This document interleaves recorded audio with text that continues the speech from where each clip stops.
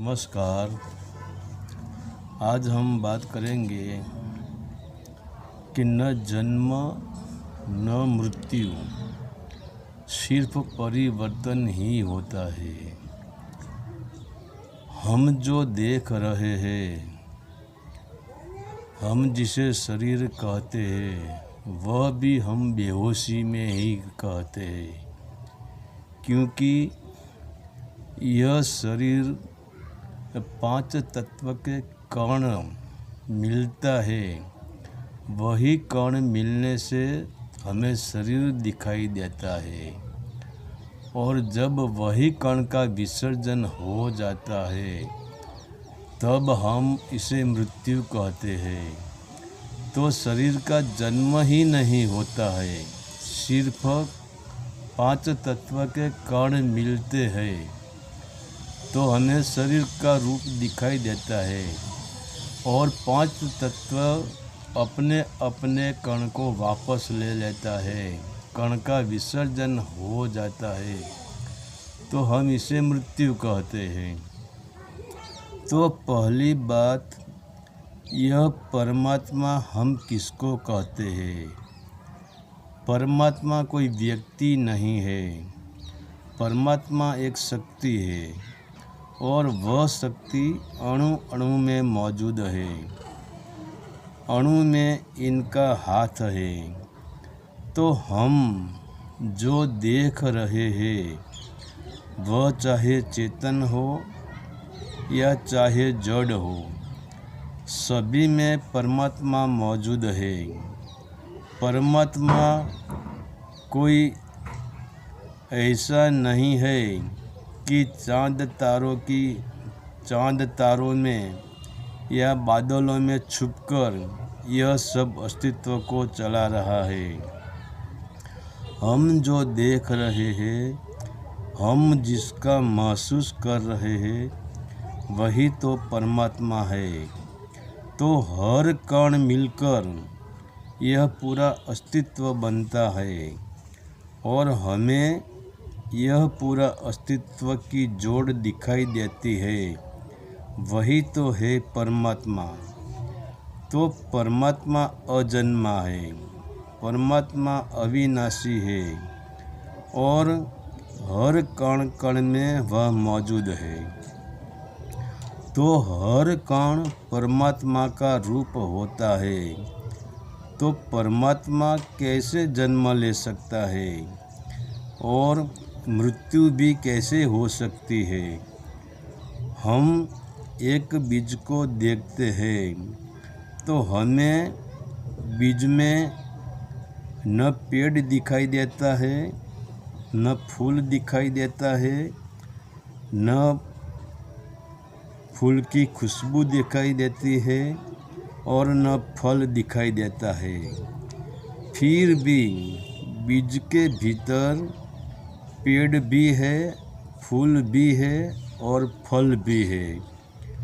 तो जब यह बीज पृथ्वी में दबता है तो बीज टूटता है। तो हम कहते हैं कि बीज मर गया। अगर जो बीज ही मर जाता तो इसके भीतर अंकुर कैसे हो सकता है?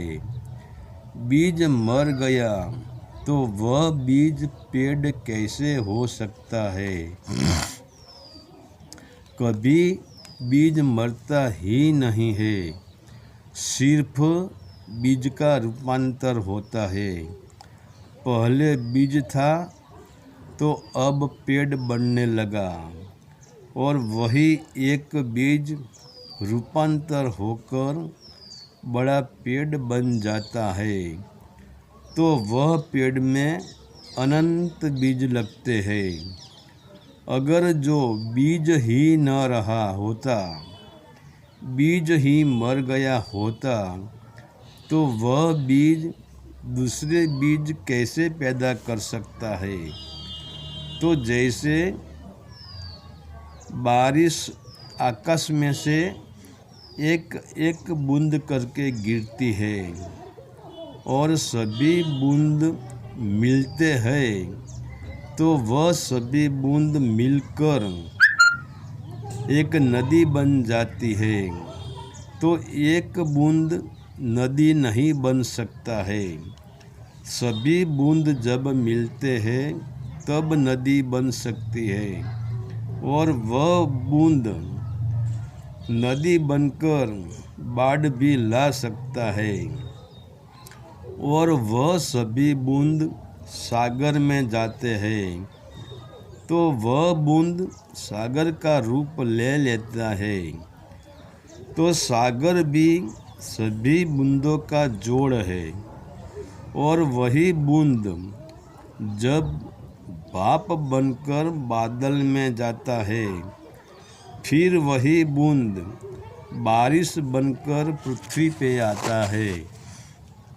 फिर वही बूंद नदी बन जाती है।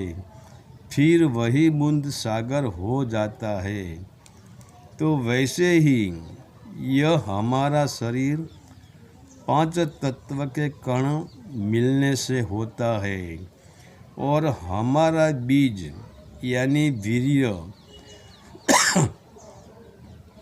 पृथ्वी के 6 प्रकार के रस से बनता है।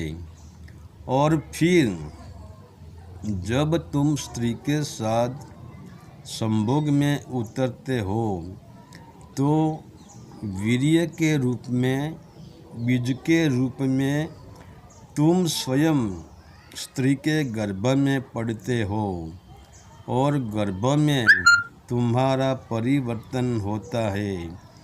जैसे बीज में से अंकुर निकलता है, फिर वह बड़ा पेड़ हो जाता है, वैसे ही गर्भ में तुम्हारा रूपांतर होता है, फिर शरीर बनता है।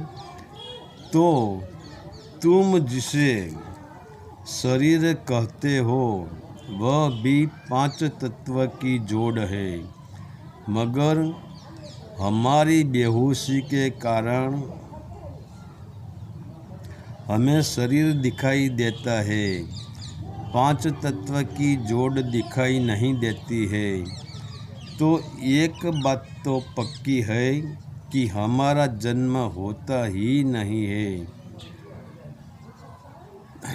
हम जिसे जन्म कहते हैं वह तत्व का, अणु का परिवर्तन है। और जैसे सागर में से पानी भाप बनकर बादल में जाता है, तो क्या यह पानी मर जाता है? नहीं, वह पानी बारिश होकर फिर पृथ्वी पे वापस आता है। तो हम जिसको मृत्यु कहते हैं वह भी एक रूपांतर है, एक परिवर्तन है। कण कण में मिल जाता है, और तुम बच्चे के रूप में बीज बनकर रह जाते हो। तो यह शरीर 5 तत्व के कण मिलकर बना था। वह कण समय आने पे विसर्जन हो जाता है। तो वह जब विसर्जन होता है, जिसे हम मृत्यु भी कहते हैं, और विसर्जन जब होता है तब 5 तत्व ने यह शरीर के बंधारण में जो अपना अपना कण दिया है, वही कण 5 तत्व वापस ले लेता है। तो कण छूट जाते हैं, मगर तुम तो रह जाते हो, बीज रूपी तुम तो रह जाते हो। तो बीज की मृत्यु नहीं होती है, बूंद की मृत्यु नहीं होती है, यह शरीर की मृत्यु कैसे हो सकती है, और इसका जन्म भी कैसे हो सकता है, और इसे हम परमात्मा की लीला भी कहते हैं। हरि ओम तत्सत। आदेश का प्रणाम।